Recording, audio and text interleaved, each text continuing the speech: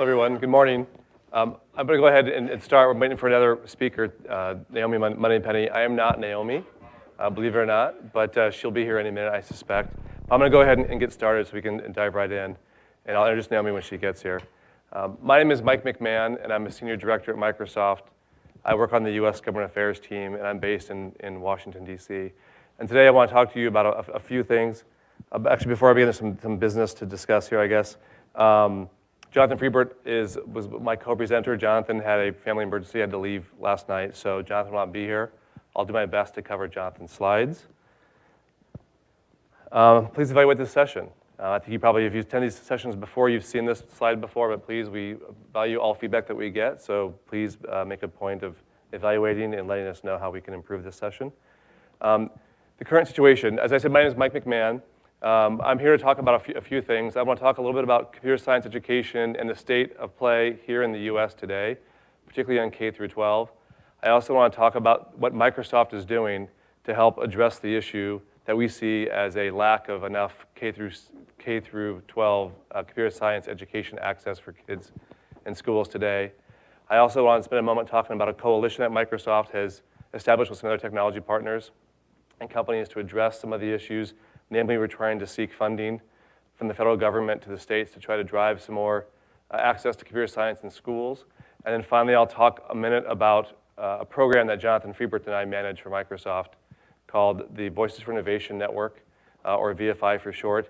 And VFI is just a way that makes getting involved in public policy issues much easier for technology companies, consumers, and others as a way to sort of communicate directly with members of Congress or state and local officials. So I'll get into that in a little bit more detail in a few minutes. So just to start, computer software is changing everything. Computers and software is changing everything. And I know that this room here knows that more than others. This is not something that is probably easily to overstate, frankly. When you think about all the changes that have occurred in the economy in the US, around the world, because of computers and because of software in particular, it's truly amazing in such a short time. Every segment of the economy. Here's Naomi Moneypenny. Hello, Naomi. She had a fantastic opening. It was unbelievable. It involved fire and juggling. It was crazy stuff. So every segment of our economy has been touched by the changes in computer science and computer technology and software. You think about segments of the economy, health, government, the way services are delivered, finance, even things like advanced manufacturing and agriculture have been greatly improved in a very, very short period of time around technology. And you think about all the changes that have come and all this disruption that's occurred and how it's impacted our lives on a personal level in ways that sometimes seem very subtle, but they've happened very quickly. People communicate in very different ways with people they care and love. They care about and love. People buy and sell things in many different ways because of technology and the software's addition to that technology. People view their entertainment in many different ways. And I was sort of struck by this week when I was reading an article about the debates on Monday between Donald Trump and Hillary Clinton. I'm just curious by what show of hands, how many people here had a chance to see the debates? So if you could keep your hands up, how many people actually watched the debates on a device and not a TV? Not very many of you. One person did?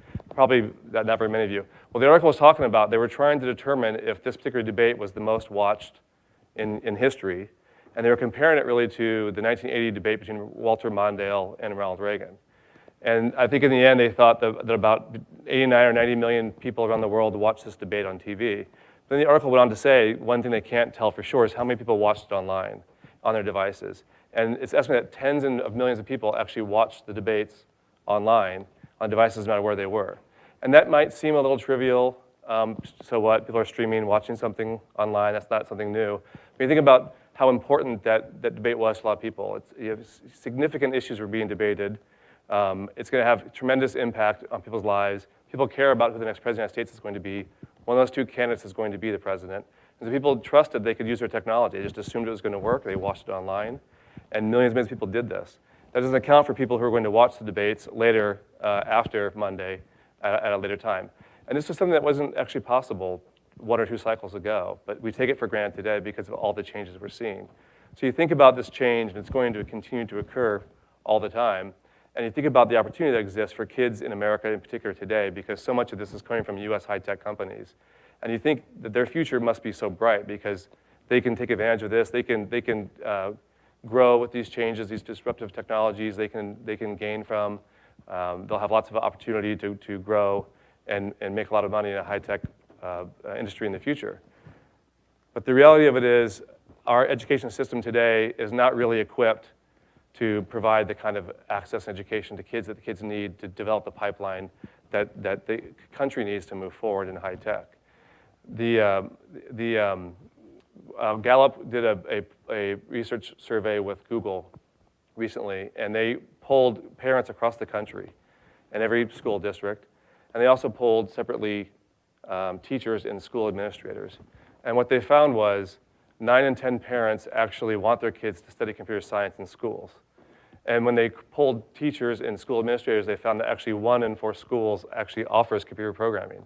So you can imagine this disconnect between what parents want and what schools are providing. And this creates a tremendous gap between the lucky kids who have the opportunity to be at a school where they might have computer science in their schools and the vast majority who don't have that kind of access. This is not an issue that's important only to the high-tech sector and companies that want to hire future high-tech employees. As I said before, this cuts across every segment of our economy, every company, from agriculture companies, combines, agriculture that use lots of high-tech and positioning GPS systems to monitor how much pesticide goes down, to all the advances we're seeing in healthcare, are all going to be putting demands on the labor workforce and seeking high-tech workers in that workforce. So this is important to high-tech, but it's also important to parents. So you would think that with all this opportunity that we're educating more computer science engineers in colleges today.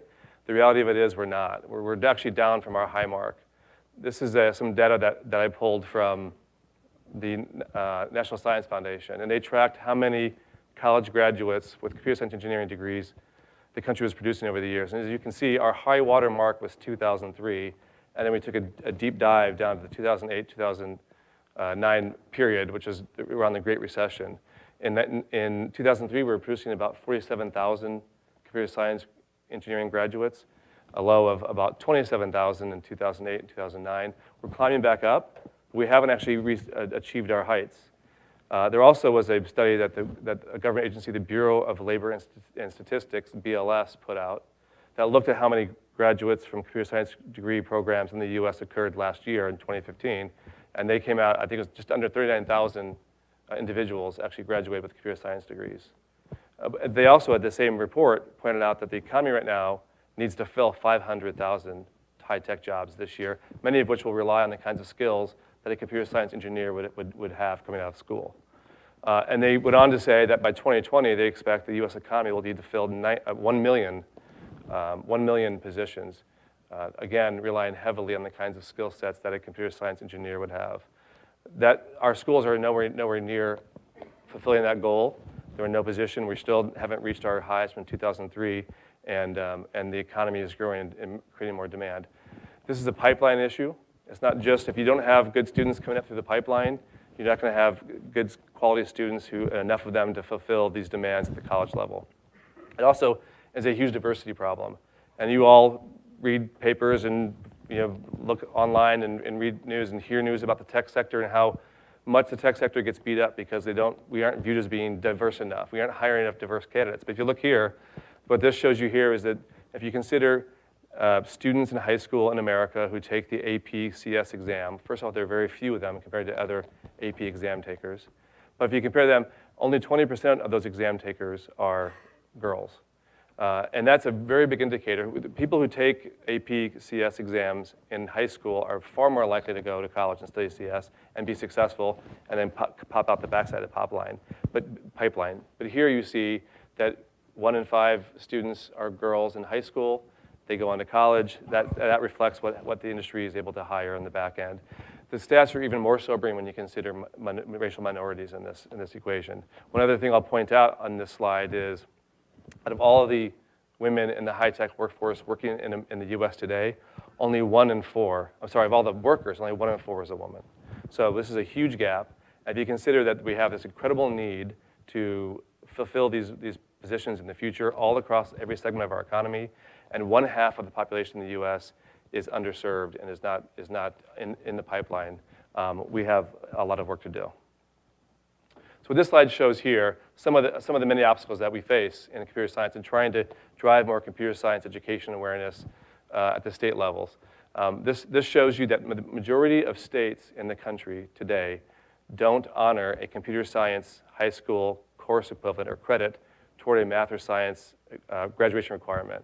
So if you're a senior in high school and you're in one of these states that doesn't, one of the many states that doesn't honor that, and you're faced with taking upper level calc your senior year, a computer science degree, or PE, the computer science degree is going to count as the same elective credit as a PE course or a home ec course.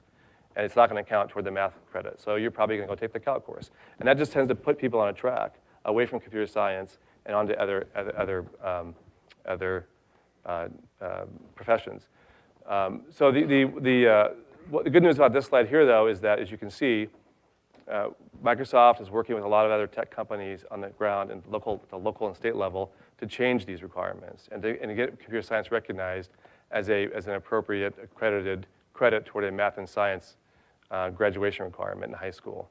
In 2013, only 12 states in the country made the computer science count. But now we're up to 31, and we hope to hit all 50 by at the end of this decade. This is important because obviously the #1 fastest growing job position in the country is in computer science and high tech. It touches every single color on that wheel, these positions do. And these are also very well-paying jobs. This is a study from the Brookings Institute, which is a think tank in Washington, D.C. The Brookings Institute estimates that over the course of a worker's lifetime, if you have a CS degree, you're going to make 40% more than the average of college graduate in any other field. So there are significant challenges we face in trying to expose more students to computer science education. We need to get them access to computer science curriculum early on in their careers. There's lots of data that suggests that a student that is able to play with and do programs and play with content at an early age is far more likely to take a computer course in high school and then on into college. It's important that we get kids thinking about and working with these computational theories and problem-solving skills that a computer science program requires for an engineering degree in colleges today. So the challenges are many. Let's spend a minute and talk about some of the solutions. So at Microsoft, our mission is to empower individuals and organizations across the globe to do more. And when it comes to computer science, our vision supports our mission. We want to provide access at every school for every student so they have the opportunity to participate in the new economy. We want to work with our technology partners to do so. Satya Nadella committed last year to spending $75 million over the course of 3 years to infuse cash into some of the many programs that Microsoft has to provide computer science curriculum to schools locally across the globe. And our approach has been we need to be doing more programmatically, so to provide more curriculum to schools and to work with teachers to increase the exposure that students get and teachers get to computer science, to create programs online that students can access that are self-taught tutorials, and to work with many partners, NGOs and others, our technology partners as well, to drive some of these programs, and also to change public policy. So I'll just spend a few minutes going over a couple of the programs. USpark, have people heard of USpark? Am I familiar? So what USpark is, it's primarily Microsoft grants. We work with NGOs and groups like Boys and Girls Clubs of America and Girls Who Code and other things. It's targeting underserved communities. So it's a global program, but I'll speak to what we do in the US here. It focuses on underserved communities. We tend to focus on rural schools that maybe don't have broadband access or don't have computer labs. We also focus on inner city schools. And it's a combination of curriculum that Boys and Girls Clubs can download and kids can play with things. So think of like code.org. That might be a flight of content that we put into a USpark program, working with code.org for an hour of code, or other kind of custom-made programs that Microsoft makes or some of our partners makes. And the Boys and Girls Clubs computers are donated by Microsoft and some of our technology partners. And these kids are able to sort of teach themselves, play with computer programs, Minecraft games, hour of code, and learn some of the basic programming skills. But it's also a way just to familiarize them with technology because they may not get access to technology in their schools, and oftentimes they don't have access at home. USpark hub is essentially, it's the collection of all of our materials that we have online. So if you aren't the recipient of a Youth Spark grant, you can go online and, again, play with content that's self-teaching. It includes information about things like DigiGirls, which is a mentoring program between female technology leaders and young girls who have a proclivity to get involved in technology at an early age. Congressional Apps Challenge, other kinds of programs like that you would find more about on the Youth Spark Hub, and it's available and open to anyone to check out. And then there's another program that we're actually going to double down on, and I think the TEALS program is a very interesting and successful program that Microsoft started a few years ago. The TEALS program, what it does is it takes a technology professional and it matches them with a teacher in a school district where computers are not being taught. We work with the teacher, I shouldn't say we, a technologist who's volunteering their time. Could be a Microsoft employee, it could be anybody in this room, it could be anybody, it could be from an employee of Google or at Google or Facebook or any other high-tech company. They volunteer for the TEALS program, and they are assigned to a teacher, and it's a long-term commitment. It's usually for a full calendar school year. And they work together and they create a curriculum that teacher can teach. And the TEALS administrator acts like a trainer of the teacher and helps that teacher who has no technical training, no technology skills necessarily, and helps them to get to a point where they can teach a class. The goal of the program really is to make these teachers self-sufficient. And I'm proud to say that after a couple of years, we're noticing a rate of 90% where the teachers are able to be self-taught and carry on the program in perpetuity when that TEALS volunteer moves on to another school. Our commitment right now is to double down on this program. It started out small. We trained 6,000 students in fiscal year 16. We upped that by 50% in fiscal year 17. Our goal is to train 30,000 students by the end of this 3-year program. So we're about a year into it.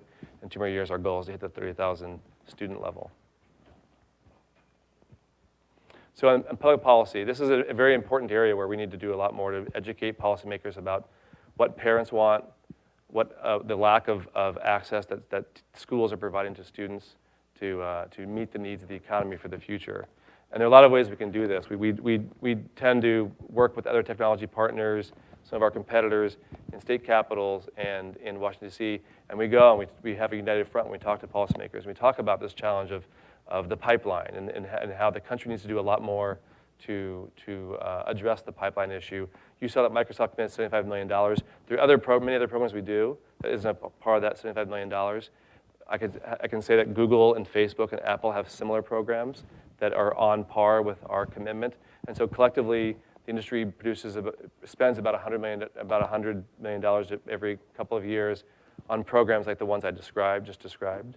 But the reality is that's just a drop in the bucket. In order to really have significant change, the government needs to step in and do more to fund career science education in these schools. So we want to educate them. And so we want to talk to members of Congress and elected officials. And when I say we, I mean people in this room, Microsoft, our competitors. We all need to be ringing the alarm bell together. We want to build a national grassroots movement so members of Congress and elected officials are hearing from people in all walks of life, from all industries. We want to use traditional campaign means, social media, Facebook pages, posts, Twitter, paid advertising, all kinds of different methods to make sure we get the message out. We also this year organized a coalition called the Computer Science Education Coalition.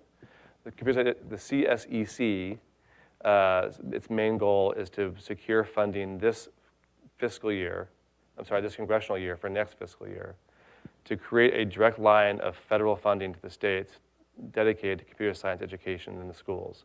Right now, it may surprise you, there is no federal dollars anywhere in the federal budget, it never has been, that's dedicated to computer science to the states. The federal government funds all kinds of programs in education at the state level, building improvements, broadband deployments, textbooks, hiring more teachers, all very, very important things, but not a single dollar is earmarked for computer science education. So the coalition was formed. We have about 80 companies that belong to the coalition today, 80 member companies. And again, it includes companies like Google, Apple, Facebook, HP, many, many others. It includes companies from all sectors of our economy, so transportation companies, telecommunications, defense, energy, all are members of the coalition. We have about another 25 or 30 NGOs and industry trade organizations that belong to the coalition. And we have been fanning out talking to the Hill for a number of months now, since April, trying to get them to agree to fund computer science education. Our specific goal is, as I said, is to establish a dedicated line of funding to the states. We want to have the states use competitive grants, so we aren't demanding that anyone take a grant from the federal government if a state doesn't want to do that. We don't require that students are forced to take computer science education in K through 12, like they are being forced in some of our trading partners in places like the UK and Germany and parts of China, where they have taken this pipeline issue more seriously, I would say, than the US is. We're asking for an infusion of $250 million for the next fiscal year. And we think that that money would reach 52,000 classrooms and serve 3.6 million students next year alone if we were to get this funding. Now, a lot of people who know education policy point out that this really is a drop in the bucket. $250 million is not a lot of money when you consider the multi-billion-dollar education funding that the Congress appropriates every year. But the reason why we chose this a dollar amount specifically is, in Congress, you have to have a program that's authorized. And so you have to get the authorizers to agree in the House and Senate, Republican, Democrat, and then you have to have a program that is appropriated. And we believe that the ESSA bill, which was signed by the president last December, created an opening for the authorizers to justify federal dollars being used at the state level. The ESSA, Every Student Succeeds Act, was an update to the No Child Left Behind Act that you all have probably heard of. No Child Left Behind was updated. Some of the stuff that parents hated and school districts hated was dropped. They reauthorized many of the programs in ESSA. And so that's our authorizing justification. And then we have to get, and we chose $250 million because the president in his budget to Congress asked for about that much money for discretionary spending for education. So we know we can match the language in the ESSA Act, which actually for the first time mentioned computer science as one of many things states could spend money on, federal dollars on, for the first time ever. And the White House is asking for a similar amount of money for discretionary spending to the state. So that is, we know that we aren't going to be able to go to the Hill in this current election environment. In an environment where you have sequestration, you have caps, we aren't going to be able to go and ask for more. We just want to get our foot in the door and start with this dollar amount because we think it's so important to get the wheel moving, get the program flowing, get dollars going to the states, and we think very quickly when governors and school superintendents get these dollars and are able to hire computer science teachers and put computer labs in their schools, that Congress will be in a more generous mood to fund more of this in the future and really take a serious crack at addressing this issue.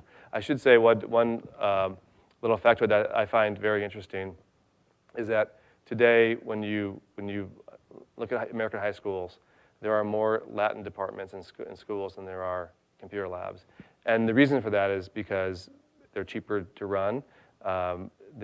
School districts that don't have computer science teachers who are demanding that they put in labs in their schools. And so this is a challenge that we face. It's a cultural challenge we face in a lot of school districts around the country. And we need to first make the dollars available and let the school districts that want to have access to computer science put labs in their schools, bring the curriculum into the schools, and then we think other schools will start to demand the same access. So finally, I want to end, and then I'll turn over to questions, with a program called Voices for Innovation. I mentioned this earlier, VFI for short. What Voices for Innovation is, it's a community of people who are interested in technology policy issues, and it's a way for them to get easily engaged and informed on a topic and find their member of Congress or find their local elected official so they can educate them on any given issue. The community has about 100,000 strong. I would say the majority of them are technology consumers, but the meat of the people in the program, people like Naomi, who's here today, are technology partners. I would say we have about 15,000 Microsoft partners in the community. We work with the partners very, very closely on a variety of things, but mostly our goal is to keep them informed on technology policy issues that we think impact the technology sector. And we do that by communicating with members on issues that are present and current before Congress or before a state capitol. We do that through emails. We invite those who are interested to learn more, like going back to our website or attending a webinar. If people want to get more engaged, we help them connect with their member of Congress or their elected official locally to talk about an issue. We don't dictate what people say. We don't dictate how people present an issue or what issues they talk about. We just try to make a connection. Because what I know from working in DC is members of Congress in particular always hear from large companies and large trade associations. They rarely get the opportunity to hear directly from small and mid-sized businesses who are also concerned about many of these same issues. This is a picture here where we took a number of our more active VFI members and we brought them to Washington, DC. And I could tell you it was fun to watch these somewhat jaded partners who hadn't been involved in the political process. When they'd meet with their member of Congress or meet with senior staff and they would talk about some of the issues we'd all been talking about, they would see these members of Congress ask lots of questions and ask them what blockers they had in their business. And the members were asking about other issues that these small businesses were concerned about. And it really opened the eyes of our VFI members who realized that members of Congress, they really want to do the right thing typically. And they want to really hear from small entrepreneurs and mid-sized entrepreneurs in their states because they want to make the next Microsoft or Google come from their state. And they want to remove the blockers that these small businesses see because most of the innovation and most of the economic development in our country comes from small and mid-sized businesses. And on the right, upper right corner is Naomi. We learned that the Senate Small Business Committee wanted to hear from a small business entrepreneur. I believe this is around a patent issue. We happen to know, because Naomi's active in the program, that she is very passionate about software patents and is actually the proud holder of a few USPTO patents. And so we gave the committee Naomi's profile, and they said, this is great. So they invited Naomi, and Naomi came and testified in Washington, D.C. And I think if you talk to Naomi, she would say it was a very professionally fulfilling experience. And then we also do other things with the VFI members. We bring them to Redmond for occasional policy briefings and show them things like the Microsoft Cybercrime Centers and other things. And the idea is we want to make sure that we are engaging in a discussion around policy issues that we think impact the larger technology community. We also want to reward our most active members with information and things that help them in their own business. If a partner can come to Microsoft and they can tour the Microsoft Cybercrime Center, they can go back to their customers and talk about all the latest things that Microsoft's doing. And it really demonstrates that these partners are very plugged in. So we're happy to work with our active partners in VFI. And I hope that you would consider joining VFI as well. Here are some more pictures of our recent fly-in where we met with some elected officials. Of course, this is Microsoft, and I'm going to leave you with a couple of go-dos. I would encourage you to check out VFI and sign up if you haven't signed up already. It's totally free. It's an easy way to stay informed. You can learn more about VFI by going to voicesforinnovation.org. I also would encourage you to please sign up for CSEC. Go to our Facebook page or our Twitter and friend and follow us so you can stay informed. The next step in the request for funding for federal dollars is we had lots of meetings with the appropriators. The appropriation committees have created bills. We didn't get a direct line item, but we got lots of positive. This is going to sound a little bit maybe insignificant, but it's very significant. We got lots of members who go on the record and say they want to see federal dollars used for computer science education at the state level, even though we didn't get a line item written into the bill. That's not bad news for us because what's going to happen, you may have seen this yesterday, Congress passed a continuing resolution. They didn't set their budgets for next year entirely, so they're going to come back after the elections in a lame duck session. And so we have the opportunity to, at that point in time, push for this $250 million direct funding to the states for competitive grants. And at that point in time, we'd love to have as many voices as we can, weighing in with members of Congress, telling them that you think this is an important issue for America, it's an important issue for your local business communities and for your local communities in general. And that will really help demonstrate the urgent need to solve this challenge. And then finally, YouthSpark. There's lots of information you can get on the web. You can download any of the tutorials that we have on the web. You can direct people in your communities to them as well. They're really fantastic materials and great content there that I think you'll find very helpful if you take a look at it. This is how you can reach me. And with that, I'll take questions. And is there anything you want to? Yes, it's off right now.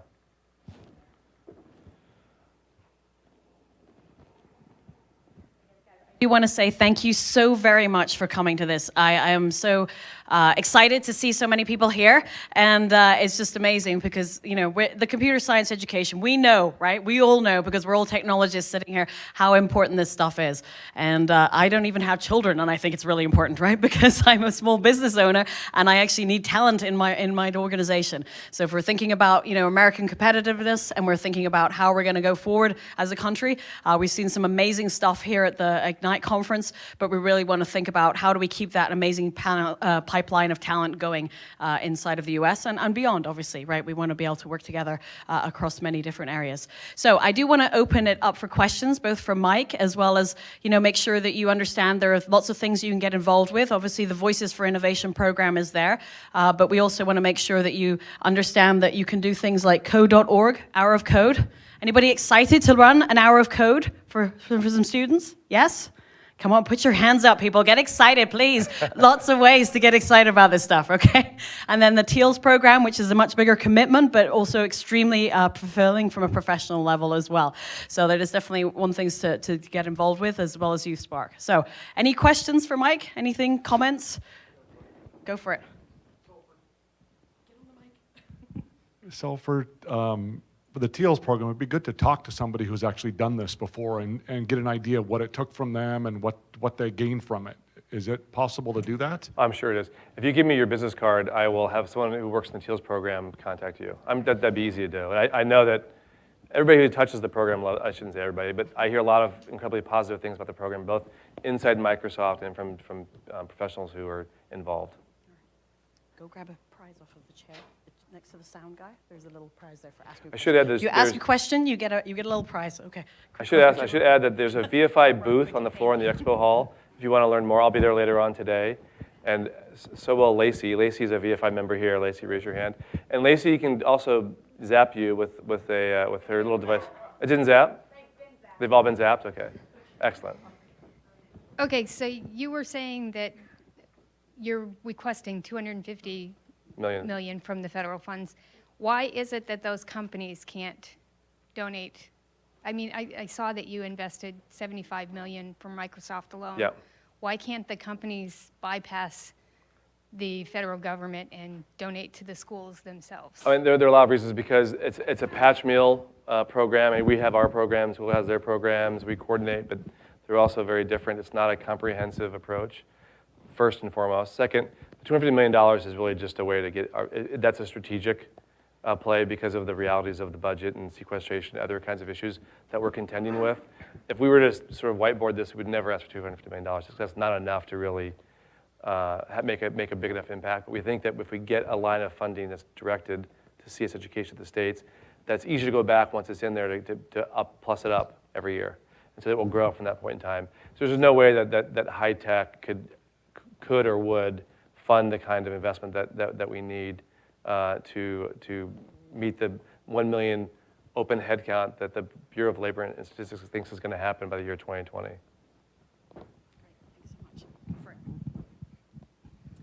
What is a good first step for a high school level, like 9th grade, to implement this program? I would go to the Youth Spark website and see what kind of programs you have. There's all kinds of self-teaching tutorials that kids can use, gamification, Minecraft kinds of things, and a lot of research shows that kids who play these games, kids who take these tutorials and read this content, not everybody deals with it the same way, but it creates a spark in many of them, and they start to think, they start to learn like computational theories based on playing the games, and it makes what they need to do when they take a computer science course, say in high school, that much more easier and familiar to them. So that's where I'd go first. I also would join VFI and follow the coalition.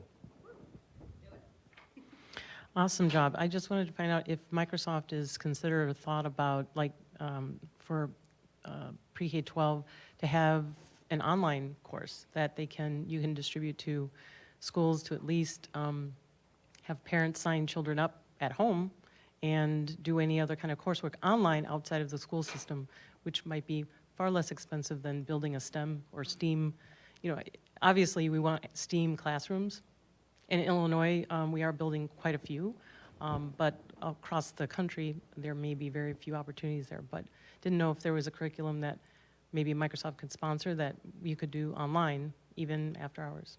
There are. If you go on the U Spark site, you'll see there's all kinds of programs at entry level, and the further you go up the stack, there are more and more programs you can take that are not just one-off games. They're full curriculum that you can use, and there's programs there for teachers to take. They don't need to be involved at all with TEALS. A teacher can be self-directed and go online and grab this information, and it's all there. It's full libraries of content that get them through an entire lesson plan through a year, and they can use them as they wish. Hi, my name is Dan McChristen. Hi, Dan. I live in Pennsylvania. So I've got two questions. One is, you mentioned the federal aspects of what you're trying to do and getting the line item there, strategic play. Is that what you're planning on attacking first? My question is really, are you planning on going into the state levels to talk to those types of governments? I know those can sometimes even be more difficult. Yeah. And really, if you look at the local level too, you know, taxes, you know, property taxes are what pays for school districts. So, you know, what is the long-term strategic play? So the long-term play is to get the federal funding, because that's the most logical way, the most realistic way to make significant change quickly. But we do all kinds of things at the state level. I'd be happy to connect you in Pennsylvania with our state team. I don't know if Pennsylvania is a state where they currently make computer science count as a credit for math and science. What's that? It was up on the map. It was a map. Was it colored purple? Yeah. Okay, so it does. But there are issues that we, you know, one challenge we have, it's not even a challenge, one objective we have is to get governors to weigh in with Congress and the White House to say, this is something that we want. And we actually have had tremendous success. We had a joint letter signed by a number of luminaries in technology and 41 governors of both parties that called on Congress to actually fund computer science education. So the more we can do to get governors involved, the more impact it has, especially on a bipartisan basis. So that's one way you can directly help the federal effort from the state level. But there are a whole slew of issues at the state level that need to be resolved. Because as you said, like tax dollars at the state level goes to fund schools, and you could do levies and things. We're trying to avoid a patchwork across the country. We're trying to find a way to. Well, the reason I ask is because, you know, it does kind of follow a trickle-down economics model, which doesn't always necessarily work, you know, as we've seen from past historical, you know, administrations. But the second question I had was really about Girls Who Code. Yes. Are you guys involved with that organization, and what do you guys? What is your involvement? We're heavily involved. We're a sponsor. We're a funder. I don't know in the particulars because that's not in my portfolio. I'd be happy to connect you with the person who is, but we are heavily involved with Girls Who Code. Thanks, Dan. Go grab something off the chair there next to the sound guy. There's a little thing. Go for it. Hi, our situation is flipped. We have a really good pre-12 computer science program, the elementary and high school and so forth, but our junior colleges and our smaller colleges are actually eliminating computer science majors because they cannot find professors to teach those courses. I'm from Nebraska, and we're the light gray one in there. And I guess, what are your insights on that? I'm from Nebraska, too. There you go. What school district is that? What's that? What school district? Chadron State College. Okay, yeah. So Chadron, Nebraska. So our issue is recruiting professors to move to rural areas and be able to provide those salaries that are competitive to teach those. I mean, yeah, it's a huge challenge. I mean, the first challenge is if you are a tech-savvy, tech-literate individual worker, getting to even teach is a challenge because there's so many open positions across the economy that they can go and make a lot more doing that than they was a teacher to begin with. And then add the challenge that to have someone go out to a rural community is tougher.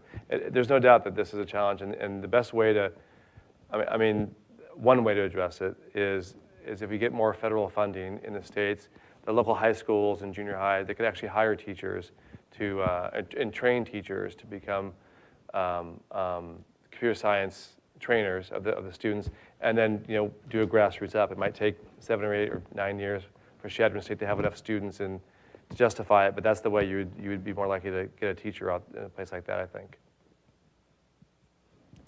You had mentioned there's difficulty securing funding to, update or create computer science labs. Are there any coordinated efforts kind of going towards that you know of, or are there any efforts to, say, bring in corporations to recycle their technology to provide updated infrastructure to schools to support computer science programs? There are. I would direct you to the Youth Spark program. There are all kinds of programs that are local. They're local specific. They tend to focus on underserved communities, so inner cities and rural communities. And I would look there on the website, and there's all kinds of information about ways to bring companies involved. And Microsoft's not alone. We work with a lot of our technology partners and through the Youth Spark program. And I would start there if I were you.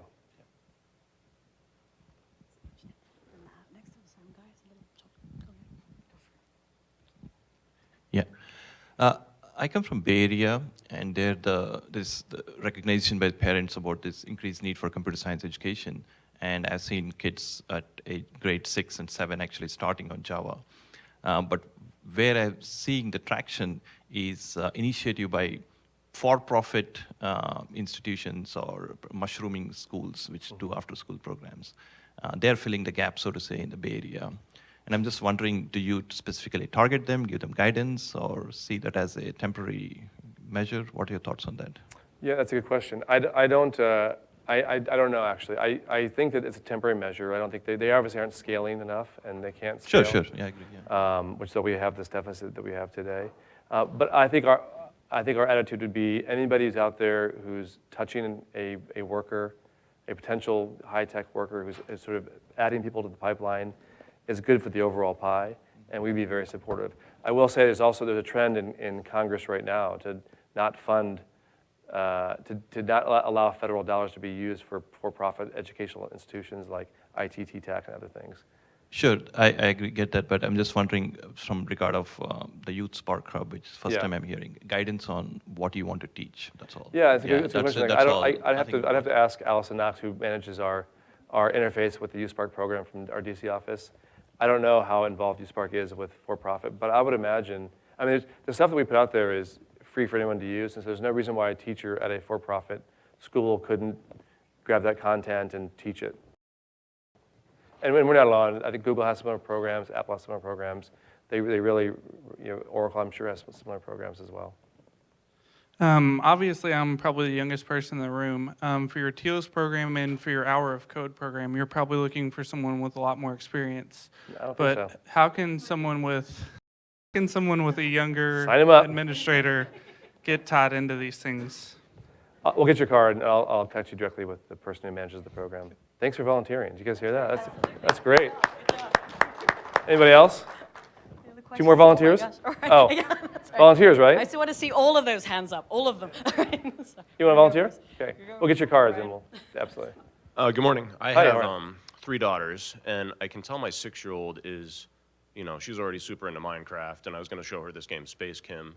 But Chris Hardwick, I was watching him speak, and he said something to the effect of, sometimes the things that you have to stretch are some of the things you become more passionate about. And so I'm wondering about my other 2 daughters, what might be a good resource? There's a lot of societal norms and things, and I'm just, they're both leaning towards, teaching and art, but I'm wondering if there's a big focus on, trying to break out of some of those, preconceived notions about what girls are supposed to do. And just in general, my son wants to be a fireman. So, would you I do want to get involved in one of these programs for sure. So. Yeah. So I would say, I would encourage you to get involved. I think that you would probably learn a lot from being involved and sort of seeing how skills play to girls specifically if you're involved in a program like that. It's a great sort of focus group kind of trial run for what you might teach your daughter. Programs that are like Minecraft and Hour of Code that are a little bit more advanced, or Scratch. If you've ever heard of Scratch, that's one kids are doing a lot of Scratch.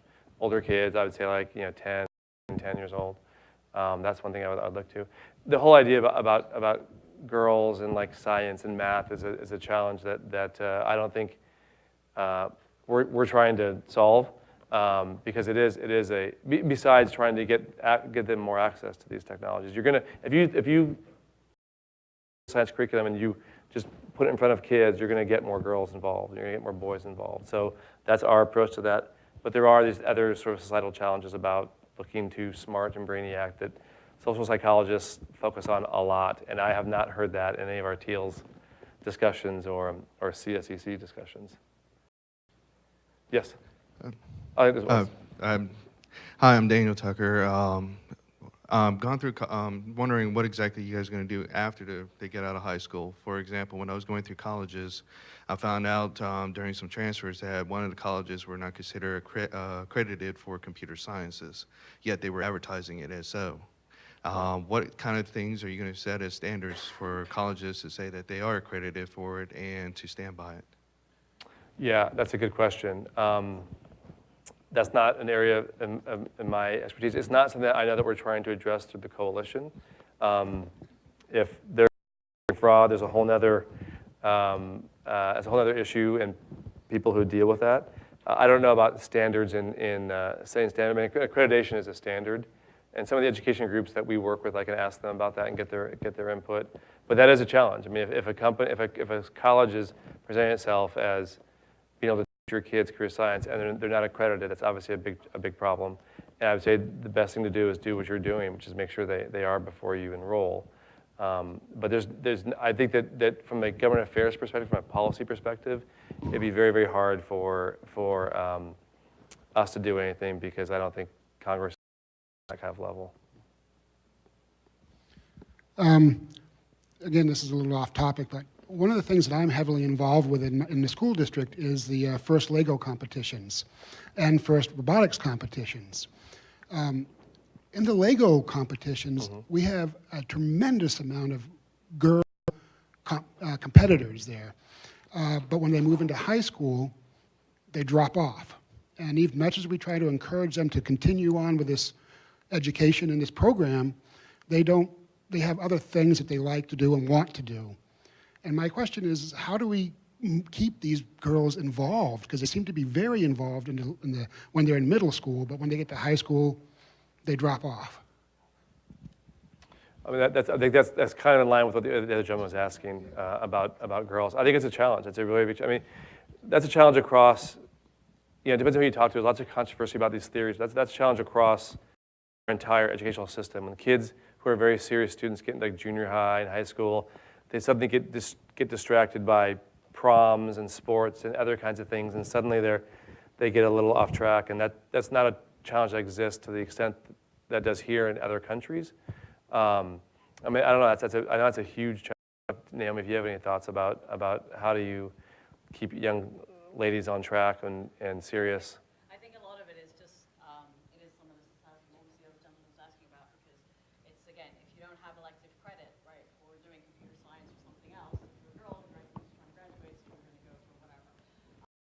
Other aspect to it is, yes, looking geeky and all these other things, right? And I say this as an astrophysicist with 43 patents in machine learning, right? So, and yes, you're going to be a geek, right? And it's a branding that happens at school, right? And it's something that starts affecting you as you get into that adolescence. A lot of it is trying to make us geeks look cool again, right? Because a lot of it is that. Because the stuff we work on is super cool, and yet we're not. But a lot of it is that. So I just say. So I'm just being real here. So one of the issues I think we have is to try to help break some of those stereotypes of like, yeah, you want to be super rich, you don't have to be Kim Kardashian, right? You want to be Mark Zuckerberg rich, right? I mean, that's kind of the thing, right? And it makes a big difference. And I do think a lot of that is that impression of what people think technologists are like or what they're doing. So Microsoft has this great commercial for female inventors. I don't know if you've seen it, but can you name a female inventor off the top of your head, right? And so it's a great commercial, right? You see Einstein, Thomas Edison, all these people, right? People will name, but it's really hard to name a female inventor. So check that out on the web and YouTube. You can find a female Microsoft. If you look for female inventors, it'll come up. It's a great commercial, but it's a good way to start the conversation going, at least. One thing I'd add to it, and this is not a quick fix by any stretch, this whole issue about tech diversity is significant. And when you think about nearly half the population, more than half is female, and they're so underrepresented in computer science programs, the best way to get other girls in those programs is to have them see other girls in those programs. The best way to do that is to get that pipeline going again and getting kids through the pipeline who are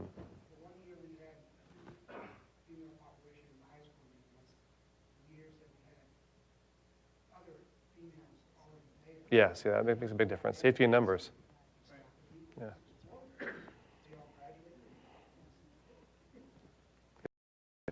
So a quick question. We're obviously a very white state, so it's going to be a long time before we ever see computer science being brought in like math and science. One of the things we're finding is technology is just starting to enter our classrooms. And so I'm looking to, looking to see if maybe you know of some technology standards that can be implemented into the regular curriculum, K-12, to start introducing students to even utilizing computers.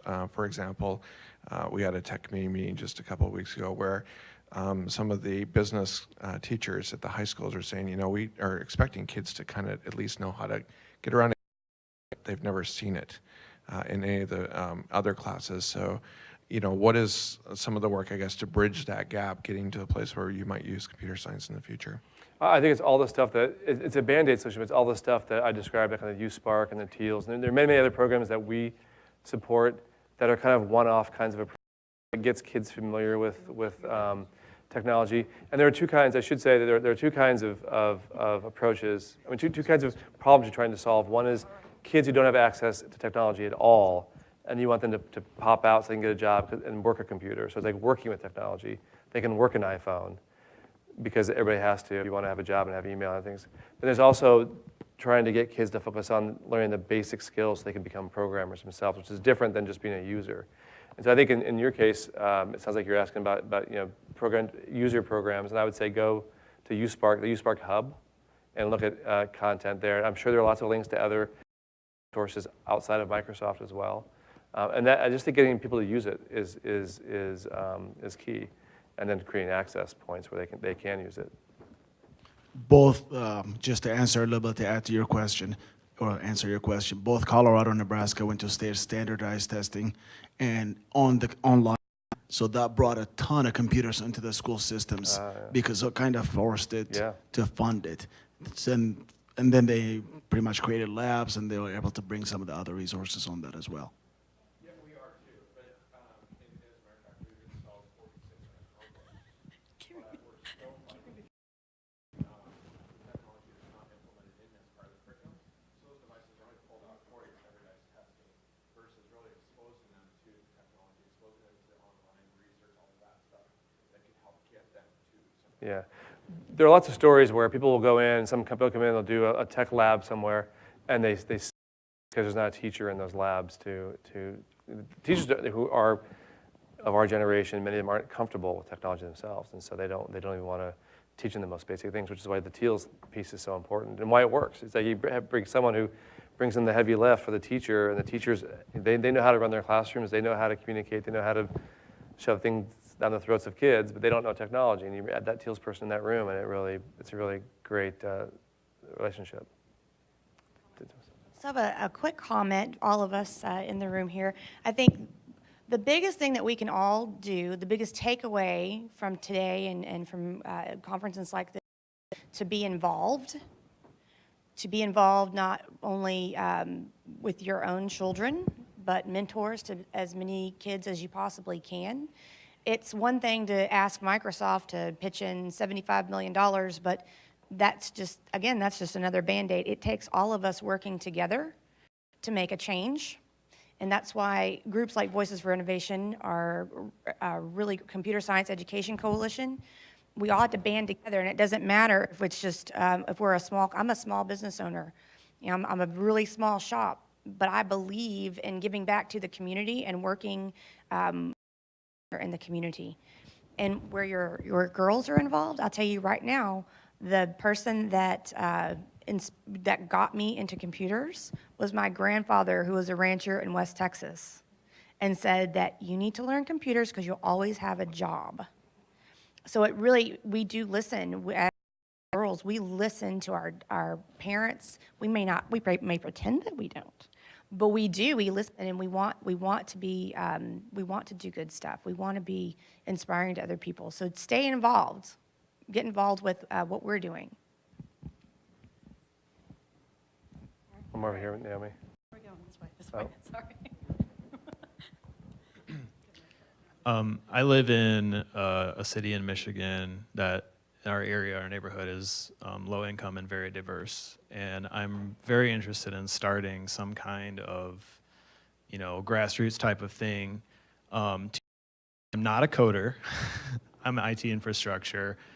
And how do I talk to the school? How do I talk to the superintendent? How do I talk to those people in leadership at the school to see, like, are you doing this? Is there any way that, like, what do I point to? Sure. Like, this presentation was awesome. I wish they would have seen it. Like, how do I get them involved?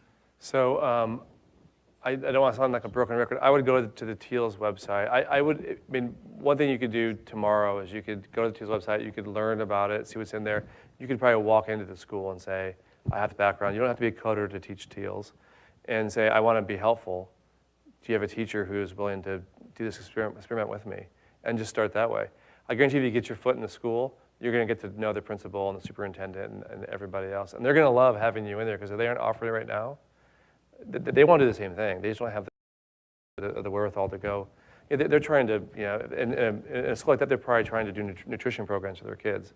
And that's their number one priority. They're trying to keep the school environment safe, probably. And so having you walk in and say, I want to help you with this other problem that you have, I would imagine would welcome you with open arms. So I'd be happy to connect you with Knox, who is from Michigan. She runs this program for us out of our DC office. I'd be happy to put you in touch with Allison, because she's talked to a lot of teachers. And I've met a lot of the Teals teachers and teachers from code.org who are very active in that organization. And I can't not tell you how passionate they are. I can't even describe to you the passion that comes from those teachers. And they just feel it, and they're really making an impact. So I would encourage you to do that. Hi, I'm Jeremy Taylor. I'm actually from Australia, but I come from a family in India who actually own and run schools in the developing parts of India, so sort of semi-rural. And recently, I'm sort of getting involved more and more. And I see a lot of kids, really bright mind, very sharp, and they come from a rural background. So question was, how do I get involved and start implementing programs with STEM and Microsoft? I'm a SharePoint author myself, SharePoint hybrid. But I'd like to get in touch with people if you have partners in India and sort of make connections and see how we can take this forward there. I know we have to go, but the hour of code stuff. We'll follow up. How's that? I said for sure. But I would encourage all of you who want to do something, and it's very simple. You don't have to code. You don't have to do anything. The Hour of Code, code.org stuff, you can run that yourself. It has scripts. It has everything that you want to do. It's very, very simple for you to do. As a complete non-technologist even, it's definitely a possibility. All right, we do have to. Sorry, I know we're getting the hook here as part of it. But again, thank you so much, guys. I really do appreciate you coming here. Thank you.